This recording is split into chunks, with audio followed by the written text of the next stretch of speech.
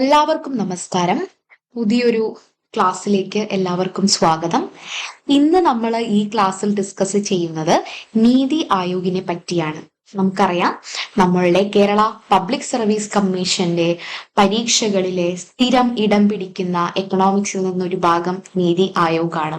അതുകൊണ്ട് തന്നെ നീതി ആയോഗ് പഠിക്കാതെ നിങ്ങളൊരു കേരള PSCയുടെ പരീക്ഷയ്ക്കും പോകരുത് എന്നാണ് എനിക്ക് നിങ്ങളോട് പറയാനുള്ളത്. അപ്പൊ നമുക്കറിയാം, നമ്മുടെ വരുന്ന റിസർച്ച് അസിസ്റ്റന്റ് പരീക്ഷയ്ക്കും നീതി ആയോഗിൽ നിന്ന് ക്വസ്റ്റ്യൻ ചോദിച്ചിട്ടുണ്ട്. അപ്പൊ നമ്മുടെ സിലബസിൽ അത് കൃത്യമായി കൊടുത്തിട്ടുണ്ട്. അപ്പോൾ എന്താണെന്നുണ്ടെങ്കിലും നിങ്ങളത് കൃത്യമായി പഠിച്ചു പോവുക.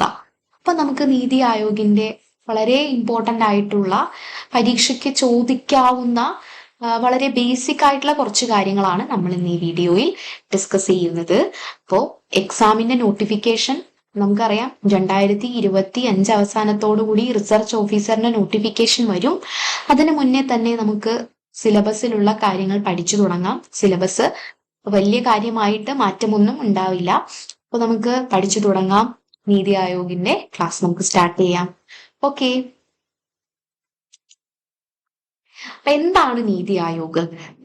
നീതി ആയോഗ് നമുക്കറിയാലേ, ഇന്ത്യയിലെ പ്ലാനിംഗ് കമ്മീഷന് പകരം 2014 പ്ലാനിംഗ് കമ്മീഷൻ ഡിസോൾവ് ചെയ്യുകയും പിന്നീട് പുതിയ ഒരു പോളിസി തിങ്ക് ടാങ്ക് വരികയും ചെയ്തു. അതാണ് നീതി ആയോഗ്. പ്ലാനിംഗ് കമ്മീഷനെ റീപ്ലേസ് ചെയ്ത് കൊണ്ടുവന്ന ഒരു ഇൻസ്റ്റിറ്റ്യൂഷനാണ് നീതി ആയോഗ്. എന്താണ് നീതി ആയോഗിന്റെ മുഴുവൻ പേര്? National institution for transforming India. എന്താണ്? National institution for transforming India എന്നാണ് നീതി ആയോഗ്. ഓക്കെ, അപ്പൊ നീതി ആയോഗ് എന്ന് പറയുന്നത് ഒരു പോളിസി തിങ്ക് ടാങ്ക് ആണെന്ന് ഞാൻ പറഞ്ഞു. ഓക്കെ, ഒരു പോളിസി തിങ്ക് ടാങ്ക് ആണ്, ഒരു പ്രീമിയർ പോളിസി തിങ്ക് ടാങ്ക് ആണ് ഗവൺമെന്റ് ഓഫ് ഇന്ത്യയുടെ നീതി ആയോഗ് എന്ന് പറയുന്നത്. ഓക്കെ, അതെന്നാണ് നിലവിൽ വന്നത്? 2015 ജനുവരി 1-ാം തീയതിയാണ് നീതി ആയോഗ് നിലവിൽ വരുന്നത്. ഓക്കെ, 2015 ജനുവരി 1-ാം തീയതിയാണ് നീതി ആയോഗ് നിലവിൽ വരുന്നത്. അത് നിങ്ങൾ പഠിക്കുക. നീതി ആയോഗ് എന്നാണ് നിലവിൽ വരുന്നത് 2015 ജനുവരി 1-ാം തീയതിയാണ്. അതൊരു പ്രീമിയർ പോളിസി തിങ്ക് ടാങ്ക് ആണെന്ന് ഞാൻ പറഞ്ഞു അല്ലേ? ഗവൺമെന്റ് ഓഫ് ഇന്ത്യയുടെ ഒരു പ്രീമിയർ പോളിസി തിങ്ക് ടാങ്ക് ആണ് എന്ന് നമ്മൾ പറഞ്ഞു. എന്താണ്? നമ്മുടെ ഗവൺമെന്റിന് പോളിസി ഇൻപുട്ട് പ്രൊവൈഡ് ചെയ്യുക അല്ലെ, ഗവൺമെന്റിനെ ഡയറക്റ്റ് ചെയ്യുക, പോളിസീസ് ഫോർമുലേറ്റ് ചെയ്യുന്നതിന് വേണ്ടി ഗവൺമെന്റിനെ ഡയറക്റ്റ് ചെയ്യുക എന്നതാണ് നീതി ആയോഗിന്റെ പ്രധാനപ്പെട്ട ഒബ്ജക്റ്റീവ് എന്ന് പറയുന്നത്. ഇത് മാത്രമാണോ നീതി ആയോഗ് ചെയ്യുന്നത്? അല്ല. എന്താണ്? ലോങ് ടേം പോളിസീസും പ്രോഗ്രാംസും ഗവൺമെന്റിന് വേണ്ടി ഡെവലപ്പ് ചെയ്യുന്നു, ഡിസൈൻ ചെയ്യുന്നു. Long term policies. Okay, long term policies and programmes നമ്മുടെ ഗവൺമെന്റിന് വേണ്ടി ഡിസൈൻ ചെയ്യുന്നു. അതോടൊപ്പം തന്നെ എന്താണ്? Relevant strategic and technical advice. Okay, relevant ആയിട്ടുള്ള സ്ട്രാറ്റജിക് ടെക്നിക്കൽ അഡ്വൈസ് ആർക്കൊക്കെയാണ്? സെൻട്രൽ ഗവൺമെന്റിന്, സ്റ്റേറ്റ് ഗവൺമെന്റിന്, യൂണിയൻ ടെറിട്ടറീസിനൊക്കെ പ്രൊവൈഡ് ചെയ്യുക എന്നതുകൂടി നീതി ആയോഗിന്റെ ഒബ്ജക്റ്റീവാണ്. ഓക്കെ, ഇനി എന്താണ്? Niti Aayog act as the quintessential platform. അതൊരു ക്വിൻറ്റസെൻഷ്യൽ പ്ലാറ്റ്ഫോം ആണ് ഗവൺമെന്റ് ഓഫ് ഇന്ത്യയുടെ. അതാണ് അൾട്ടിമേറ്റ് പ്ലാറ്റ്ഫോം ആണ്. ഓക്കെ, സംസ്ഥാനങ്ങളെ എല്ലാവരെയും ഒരുമിച്ച് കൊണ്ടുവന്ന് ഒരു നാഷണൽ ഇൻട്രസ്റ്റിനു വേണ്ടി പ്രവർത്തിക്കുക. അതുവഴി ഒരു കോപ്പറേറ്റീവ് ഫെഡറലിസം ഒരു കോപ്പറേറ്റീവ് ഫെഡറലിസം ഫോസ്റ്റർ ചെയ്യുക എന്നതാണ് നീതി ആയോഗിന്റെ പ്രധാനപ്പെട്ട ഒബ്ജക്റ്റീവ് എന്ന് പറയുന്നത്. ഓക്കെ, അപ്പോൾ കോപ്പറേറ്റീവ് ഫെഡറലിസം ഫോസ്റ്റർ ചെയ്യുക, ഗവൺമെന്റിന് ലോങ് ടേം പോളിസീസും പ്രോഗ്രാംസും പ്രൊവൈഡ് ചെയ്യുക, ഡിസൈൻ ചെയ്തു കൊടുക്കുക, റെലവന്റ് ആയിട്ടുള്ള സ്ട്രാറ്റജിക് ആയിട്ടുള്ള ടെക്നിക്കൽ അഡ്വൈസ് പ്രൊവൈഡ് ചെയ്യുക. ഇതാണ് നമ്മളുടെ നീതി ആയോഗിന്റെ പ്രധാനമായിട്ടുള്ള ധർമ്മം എന്ന് പറയുന്നത്. അപ്പൊ ജനുവരി 1-ാം തീയതി 2015 നീതി ആയോഗ് നിലവിൽ വന്നത്. ഓക്കെ, അപ്പം national institution for transforming India Niti Aayog, national institution for transforming India. Aayog എന്നാണ് നീതി ആയോഗിന്റെ മുഴുവൻ നെയിം. നീതി ആയോഗ് എന്നാണ് നിലവിൽ വന്നത് ജനുവരി 1, 2015.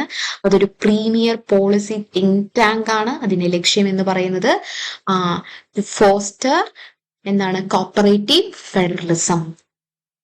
ഓക്കെ, ഇത്രയും കാര്യങ്ങൾ കൃത്യമായി പഠിക്കുക. അപ്പോൾ 2024-25 ആനുവൽ റിപ്പോർട്ടിനെ ബേസ് ചെയ്ത കാര്യങ്ങളാണ് ഇനി നമ്മൾ ഡിസ്കസ് ചെയ്യാനായിട്ട് പോകുന്നത്. ഓക്കെ, ഇനി നീതി ആയോഗിന്റെ കോൺസ്റ്റിറ്റ്യൂഷൻ അല്ലെങ്കിൽ അതിന്റെ ഒരു കോൺസ്റ്റിറ്റ്യൂഷണൽ അഡ്മിനിസ്ട്രേഷൻ എങ്ങനെയാണെന്ന് നമുക്ക് നോക്കാം. നോക്കൂ, ആരാണ് നീതി ആയോഗിന്റെ ചെയർമാൻ എന്ന് പറയുന്നത്? നരേന്ദ്രമോദി, ശ്രീ നരേന്ദ്രമോദി, നമ്മുടെ ഹോണറബിൾ പ്രൈം മിനിസ്റ്റർ ആയിട്ടുള്ള നരേന്ദ്രമോദിയാണ് നീതി ആയോഗിന്റെ നിലവിലെ ചെയർമാൻ എന്ന് പറയുന്നത്. അതിനൊരു വൈസ് ചെയർമാൻ ഉണ്ട്. ആരാണടാ വൈസ് ചെയർമാൻ? ശ്രീ സുമൻ ബെറിയാണ്. ഓക്കെ, സുമൻ ബെറിയാണ് അതിന്റെ വൈസ് ചെയർമാൻ എന്ന് പറയുന്നത്. ശ്രീ BVR സുബ്രഹ്മണ്യനാണ് അതിന്റെ chief executive officer. Okay, CEO, chief executive officer ആരാണ്? BVR സുബ്രഹ്മണ്യം. അപ്പോൾ നമുക്കൊരു ചെയർമാൻ ഉണ്ടായിരിക്കും, ഒരു വൈസ് ചെയർമാൻ ഉണ്ടായിരിക്കും, ഒരു CEO, ഒരു ചീഫ് എക്സിക്യൂട്ടീവ് ഓഫീസർ ഉണ്ടായിരിക്കും. ഓക്കെ, ഇത്രയും കാര്യങ്ങൾ ഓർത്തു വെക്കുക. ആരൊക്കെയാണ്? ചെയർമാൻ ആരാണ്? വൈസ് ചെയർമാൻ ആരാണ്? ചീഫ് എക്സിക്യൂട്ടീവ് ഓഫീസർ ആരാണ്? അടുത്തതായി ഇതിന്റെ ഫുൾ ടൈം മെമ്പേഴ്സ് ആരൊക്കെയാണ്? Doctor Saraswat, professor Ramesh Chand, doctor VK Paul, doctor Arvind Veeramani. ഇവരാണ് ഇതിന്റെ ഫുൾ ടൈം മെമ്പേഴ്സ് ആയിട്ടുള്ളത്.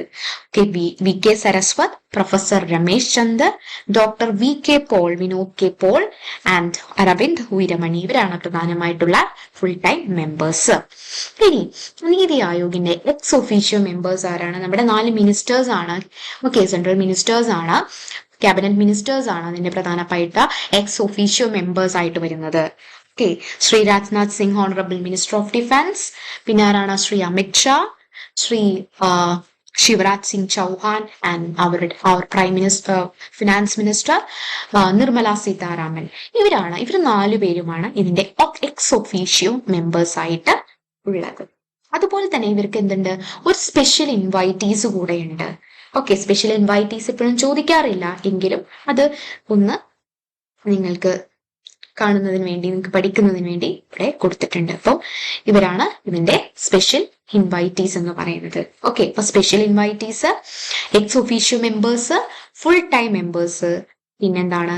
Chairman, vice chairman, chief executive officer, CEO. ഇതാണ് കൂടുതലായിട്ട് നിങ്ങൾ ഫോക്കസ് ചെയ്യേണ്ടത്. ഓക്കെ, അപ്പോ നെക്സ്റ്റ് ഇതിന്റെ ഗവേണിംഗ് കൗൺസിലിനെ പറ്റി നമുക്ക് നോക്കാം. ഓക്കെ, അപ്പൊ ആരാണ് ഇതിന്റെ ഗവേണിംഗ് കൗൺസിലിൽ വരുന്നത്? The governing council of Niti Aayog comprises prime minister of India. He is the chairman of the chairperson of the NITI Aayog. Okay, ഇപ്പൊ പ്രൈം മിനിസ്റ്റർ ആണ് എന്തെന്ന് പറയുന്നത്? ഗവേണിംഗ് കൗൺസിലെ ഒരു മെമ്പർ. പിന്നെ ആരൊക്കെയാണ്? Chief ministers of all States and union territories with legislator, lieutenant governor's of the UTAs. അപ്പം legislature's ഉള്ള union ടെറിട്ടറീസിലെ ആരാണ്? ചീഫ് മിനിസ്റ്ററും, പിന്നെന്താണ്? ലഫ്റ്റനന്റ് ഗവർണേഴ്സ് ഓഫ് UTA, അതുപോലെ തന്നെ chief ministers of all state, അല്ലെ, എല്ലാ സംസ്ഥാനങ്ങളിലെയും മുഖ്യമന്ത്രി, അതുപോലെ തന്നെ കേന്ദ്രഭരണ പ്രദേശങ്ങളിലെ ലഫ്റ്റനന്റ് ഗവർണേഴ്സ്. ഇനി ലെജിസ്ലേച്ചർ ഉള്ള കേന്ദ്രഭരണ പ്രദേശങ്ങളിലാണെങ്കിൽ അവിടുത്തെ മുഖ്യമന്ത്രിയും ഉൾപ്പെടുന്നതാണ് അതിന്റെ ഗവേണിംഗ് കൗൺസിൽ എന്ന് പറയുന്നത്. കൂടാതെ നമ്മൾ നേരത്തെ പറഞ്ഞ എക്സ് ഒഫീഷ്യോ മെമ്പേഴ്സും അതിൽ ഉൾപ്പെടും. ഓക്കെ, പിന്നെ ആരാണ്? Vice chairperson. നീതി ആയോഗിന്റെ വൈസ് ചെയർപേഴ്സണും എന്താണ്? ഗവേണിംഗ് കൗൺസിൽ മെമ്പറാണ്. പിന്നെന്താണ്? Special invitees, full time members governing council അംഗമാണ്. Niti Aayog special invitees. Okay, നീതി ആയോഗിന്റെ സ്പെഷ്യൽ ഇൻവൈറ്റീസ് നമ്മൾ നേരത്തെ കണ്ടില്ലേ? ഇവരും എന്താണ്? നമ്മുടെ നീതി ആയോഗിന്റെ ഫുൾ ടൈം മെമ്പേഴ്സ് ആണ്. ഓക്കെ, അപ്പോ ഇതിന്റെ മെയിൻ ആയിട്ടുള്ള ഒബ്ജക്റ്റീവ് എന്ന് പറയുന്നത് എന്താടാ? ഗവേണിംഗ് കൗൺസിലിന്റെ ഒബ്ജക്റ്റീവ് എന്ന് പറയുന്നത് എന്താണ്? Embodies the objective of cooperative federalism and presents a platform to discuss intersectoral and interdepartmental federal issues to accelerate the implementation of the national development agenda. Okay, അപ്പോ അതൊരു പ്ലാറ്റ്ഫോം ആണ് അല്ലെ, intersectoral inter departmental federal issues discuss ചെയ്യുന്നതിനും policies implement ചെയ്യുന്നതിനുമുള്ള ഒരു platform ആണ്. അത് present ചെയ്യുന്ന ഒരു പ്ലാറ്റ്ഫോം ആണ് എന്തെന്ന് പറയുന്നത്, ഗവേണിംഗ് കൗൺസിൽ എന്ന് പറയുന്നത്. ഓക്കെ, അതിന്റെ ഒബ്ജക്റ്റീവ് എന്താണ്? Cooperative federalism. Okay, cooperative federalism എന്താണ്? ബൂസ്റ്റ് ചെയ്യുക, ഫോസ്റ്റർ ചെയ്യുക. എങ്ങനെയാണ്? ഇന്റർസെക്ടറൽ ഇന്റർ ഡിപ്പാർട്ട്മെന്റൽ ഫെഡറൽ ഇഷ്യൂസ് ഒക്കെ ഡിസ്കസ് ചെയ്ത് ഇംപ്ലിമെന്റ് ചെയ്ത് ഒരു ഒരു കോപ്പറേറ്റീവ് ഫെഡറലിസം ബൂസ്റ്റ് ചെയ്യുക എന്നുള്ളതാണ് ഗവേണിംഗ് കൗൺസിലിന്റെ ഒബ്ജക്റ്റീവ് എന്ന് പറയുന്നത്. ഓക്കെ, അടുത്തതായി ഇതിന്റെ ഒബ്ജക്റ്റീവും ഫീച്ചേഴ്സും എന്താണ്? വളരെ ഇമ്പോർട്ടന്റ് ആയ നീതി ആയോഗിന്റെ വെബ്സൈറ്റിൽ കൊടുത്തിട്ടുള്ള, നീതി ആയോഗിന്റെ റിപ്പോർട്ടിൽ കൊടുത്തിട്ടുള്ള ഇമ്പോർട്ടന്റ് ആയിട്ടുള്ള എല്ലാ ഒബ്ജക്റ്റീവും ഇവിടെ ഉൾപ്പെടുത്തിയിട്ടുണ്ട്. അപ്പൊ നിങ്ങൾക്ക് ഇത് മുഴുവൻ പഠിക്കേണ്ട കാര്യമുണ്ടോ എന്ന് ചോദിച്ചാൽ ഇതിന്റെ കീവേഡ്സ് നിങ്ങൾ പഠിക്കാം. ഇവിടെ ഞാൻ എല്ലാം സൂചിപ്പിച്ചു പോകുന്നുണ്ട്. ഇതിന്റെ കീവേഡ്സ് എന്താണെന്നുണ്ടെങ്കിലും പഠിച്ചിരിക്കണം. ഫസ്റ്റത്തെ objective, to evolve a shared vision of national development priorities, sectors and strategies with the active involvement of state. Okay, ഇതാണ് ഫസ്റ്റത്തെ ഒബ്ജക്റ്റീവ്. സെക്കൻഡ് ഒബ്ജക്റ്റീവ് എന്താണ്? To foster cooperative federalism. അതാണ് നമ്മുടെ keyword. Okay, to foster cooperative federalism through structured support initiative and mechanisms with the states on a continuous basis, recognizing that strong states make a strong nation. Okay, അതാണ് രണ്ടാമത്തെ objective. മൂന്നാമത്തെ objective എന്താണ്? To develop mechanism to formulate credible plan at village level. Okay, to develop mechanism to formulate credible plan at village level and aggregate this progressively at a higher level of government.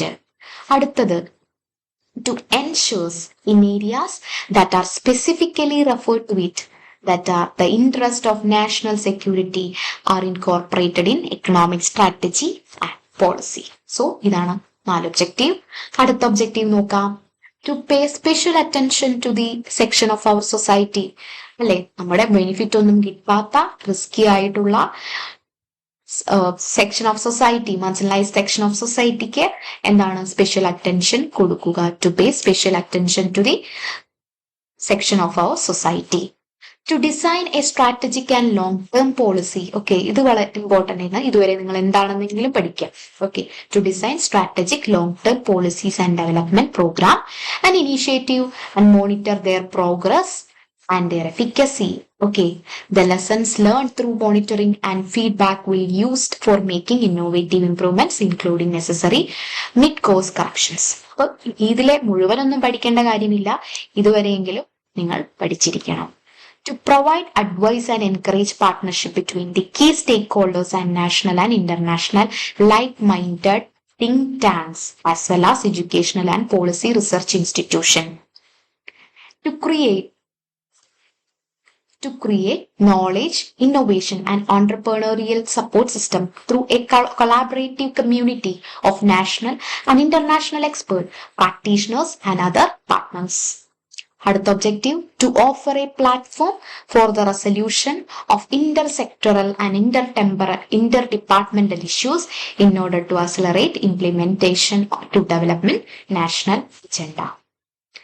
Next objective, to maintain state-of-art resource center, be repository of research on a good governance and best practices to suitable equitable development as well as help their dissemination to the stakeholders. Next objective, to actively monitor and evaluate the implementation of programs initiative including identification of the needed resources so as to strengthen the probability of success and scope of delivery. To focus technology upgradation, okay, technology upgradation focus ചെയ്യുക and capacity building for the implementation of program and initiative.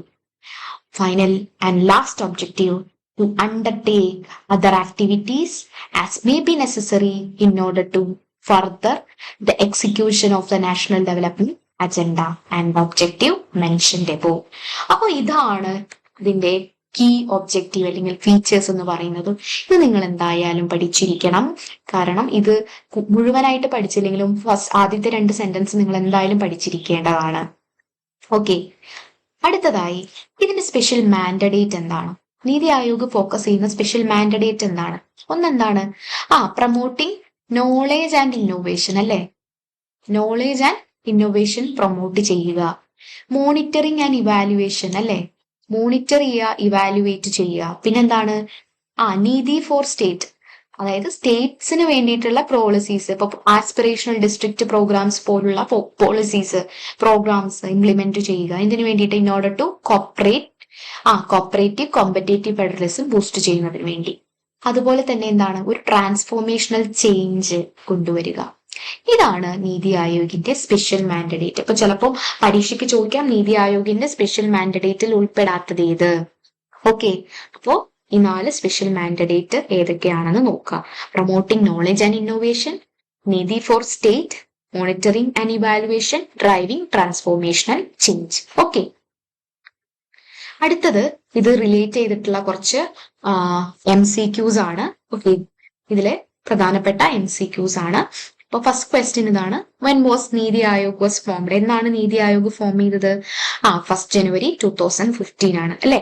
2015 ജനുവരി 1 അപ്പൊ നമ്മളിപ്പം ഇത്രയും നേരം discuss ചെയ്ത കാര്യങ്ങൾ വെച്ചിട്ട് ഞാൻ കുറച്ച് MCQs ഉണ്ടാക്കിയതാണ്. അപ്പം ആദ്യത്തെ ക്വസ്റ്റ്യൻ നീതി ആയോഗ് എന്നാണ് ഫോം ചെയ്തതാണ്, നമുക്കറിയാം. എന്നാണ്? ജനുവരി 2015. രണ്ടാമത്തെ ചോദ്യം, എന്താണ് primary role of Niti Aayog? What is the primary role of Niti Aayog? എന്താണ്? Providing directional and policy input to the state government of India. State ഗവൺമെന്റിന് എന്താണ്? Directional and policy input provide ചെയ്യുക അല്ലെ? അടുത്തത്, how does Niti Aayog promote cooperative federalism? എങ്ങനെയാണ് cooperative federalism promote ചെയ്യുന്നത്? By imposing uniform policies all state, by encouraging competition between state, by acting the platform to bring state together national interest, by allocating central funds directly to local government. അങ്ങനെയാണോ? എങ്ങനെയാണ്? See അല്ലേ? By acting as a platform to bring states together for a national interest. Next question, apart from policy design what type of advice Niti Aayog provide to the central state? എന്താണ്? Judicial advice Niti Aayog കൊടുക്കുന്നില്ല. Military strategy കൊടുക്കുന്നില്ല. Strategic and technical advice കൊടുക്കുന്നില്ലേ? Yes, ഉണ്ടല്ലേ? See, നമ്മൾ നേരത്തെ വായിച്ചതാണത്. അടുത്തത്, who is the chairman of Niti Aayog? ആരാണ്? നരേന്ദ്രമോദി അല്ലെ? ശ്രീ നരേന്ദ്രമോദി നമ്മുടെ പ്രൈം മിനിസ്റ്റർ ആണ് നീതി ആയോഗിന്റെ ചെയർമാൻ ആയിട്ടുള്ളത്. Who holds a position of vice chairman in Niti Aayog? ആരാണ്? ശ്രീ സുമൻ ബെറി. മറക്കരുത്, ശ്രീ സുമൻ ബെറി. ഓക്കെ, ചിലപ്പോൾ നമ്മുടെ എക്സാമിന്റെ സമയത്തൊക്കെ മാറാൻ സാധ്യതയുണ്ട്. ആ സമയത്ത് നിങ്ങൾ അപ്ഡേറ്റ് ചെയ്യണം. ഓക്കെ, നിങ്ങൾ എപ്പോഴും അപ്ഡേറ്റ് ആയിരിക്കാൻ ശ്രമിക്കണം. അപ്പൊ ശ്രീ സുമൻ ബെറിയാണ് നീതി ആയോഗിന്റെ vice chairman. Which of the following is an ex officio member of Niti Aayog? ആരാണ് ഇതിൽ എക്സ് ഒഫീഷ്യോ മെമ്പർ എന്നാണ് ചോദിച്ചിരിക്കുന്നത്. VK Paul, BVR Subrahmanyam, Amit Shah, Suman Bery. ആരാണ്? ശ്രീ അമിത്ഷാ അല്ലെ? CEO ഓഫ് നീതി ആയോഗ് ആരാണ്? നീതി ആയോഗിന്റെ ശ്രീ BVR സുബ്രഹ്മണ്യമാണ്. Who is the following not an full time member of Niti Aayog? നീതി ആയോഗിന്റെ ഫുൾ ടൈം മെമ്പറിൽ ഇല്ലാത്തത് ആരാണ്? രാജ്നാഥ് സിംഗ്. ആളെ എക്സ് ഒഫീഷ്യോ മെമ്പർ ആണ് അല്ലെ? Next, what is the designation of Shri Shivraj Singh Chouhan in Niti Aayog structure? Ex officio member ആണ്. ഓക്കെ, എക്സ് ഒഫീഷ്യോ മെമ്പർ ആണ്. Which of the following not one of the 4 key areas of Niti Aayog mandate? ഞാൻ നേരത്തെ ചോദിച്ചിരുന്നു, നോട്ടാണ്. Okay, promoting knowledge and innovation അത് mandate ആണ്. Implementing judicial reforms mandate ആണോ? അല്ലേ? ഡ്രൈവിംഗ് ട്രാൻസ്ഫോർമേഷണൽ ചേഞ്ച് കറക്റ്റ് ആണ്. മോണിറ്ററിംഗ് ഇവാലുവേഷൻ കറക്റ്റ് ആണ്. അപ്പൊ കറക്റ്റ് ആൻസർ ഏതാണ്? ബി ആണ്, implementing judicial reforms. Under its mandate Niti Aayog is responsible for എന്താണ്? Conducting elections. എലക്ഷൻ കണ്ടക്ട് ചെയ്യുന്ന നീതി ആയോഗ് ആണോ? Monitoring and evaluation, enacting laws, running public sector undertakings. ഏതാണ്? Monitoring and evaluation. What does governing council of Niti Aayog primarily aim to promote. എന്താണ് governing കൗൺസിലിന്റെ aim എന്ന് പറയുന്നത്? Cooperative federalism ആണ്. Okay, മറക്കരുത്, കോപ്പറേറ്റീവ് ഫെഡറലിസം ആണ്. Who are the members of Governing Council of Niti Aayog? Cabinet ministers only, governors of all state, chief ministers of states and CMs of UTs with legislatures and lieutenant governors of other UTs, members of the parliament. ഇതേപോലുള്ള ചോദ്യങ്ങൾ governing council relate ചെയ്ത് ഒരുപാട് ചോദ്യങ്ങൾ PSC പരീക്ഷകൾക്ക് ഞാൻ ചോദിച്ചു കണ്ടിട്ടുണ്ട്. അത് നിങ്ങൾ മറക്കരുത്. ഗവേണിംഗ് കൗൺസിലിൽ ആരൊക്കെയാണ് ഉൾപ്പെടുന്നത് എന്ന് നിങ്ങൾ ഒരിക്കലും മറക്കരുത്. Okay, Chief Ministers of all states, CMs, UTs with legislators and Lieutenant Governors of other UTs ആണ് ഇതിലെ മെമ്പേഴ്സ് ആയിട്ടുള്ളത്. ബാക്കി ആരും എന്ത് തന്നെയില്ല, ഗവേണിംഗ് കൗൺസിലെ മെമ്പർ അല്ല. ഇത് കഴിഞ്ഞ റിസർച്ച് അസിസ്റ്റന്റ് പരീക്ഷയ്ക്ക് ചോദിച്ച ഒരു ചോദ്യമാണ്. Who among the following is not all members of Governing Council of Niti Aayog? Okay, നമ്മൾ നേരത്തെ ഡിസ്കസ് ചെയ്ത മൾട്ടിപ്പിൾ ചോയ്സ് ക്വസ്റ്റ്യൻസിലെ അല്ലെ, എന്താണ് മോഡൽ ക്വസ്റ്റ്യൻസിലെ ചോദിച്ചതുപോലെയുള്ള ഒരു ചോദ്യമാണ്. ഓക്കെ, കഴിഞ്ഞ റിസർച്ച് ഓഫീസർ പരീക്ഷയ്ക്ക്, കേരള PSCയുടെ റിസർച്ച് ഓഫീസർ പരീക്ഷയ്ക്ക് ചോദിച്ച ഒരു ക്വസ്റ്റ്യൻ ആണ് ഇത്. Among of the following who is not a member of, not a member, അത് കീവേഡ് ഹൈലൈറ്റ് ചെയ്യുക, not a member of governing council of Niti Aayog. President government of India, prime minister government of India, ex officio members Niti Aayog, chief minister government of India. അപ്പൊ നിങ്ങൾ പഠിച്ചതാണ്. ഇത്രയും നേരം class കേട്ടവർക്ക് ആരാണ് ഇതിലെ അല്ലാത്തത്? ഓക്കെ, ഗവേണിംഗ് കൗൺസിൽ മെമ്പർ അല്ലാത്തത് ആരാണെന്ന് നിങ്ങൾക്ക് അറിയാൻ പറ്റും. അപ്പൊ ഞാൻ എന്താണെന്നെങ്കിലും നിങ്ങൾക്ക് കൃത്യമായി വീഡിയോ കണ്ടവർക്ക്, ക്ലാസ് കേട്ടവർക്ക് അതിന്റെ ഉത്തരം അറിയാം. അപ്പൊ നിങ്ങൾ ഉത്തരം അറിയുന്നവർ കമന്റ് ചെയ്യുക. ഓക്കെ, ഉത്തരം അറിയുന്നവർ ഓപ്ഷൻ ഏതാണ് എന്ന് കമന്റ് ചെയ്യുക.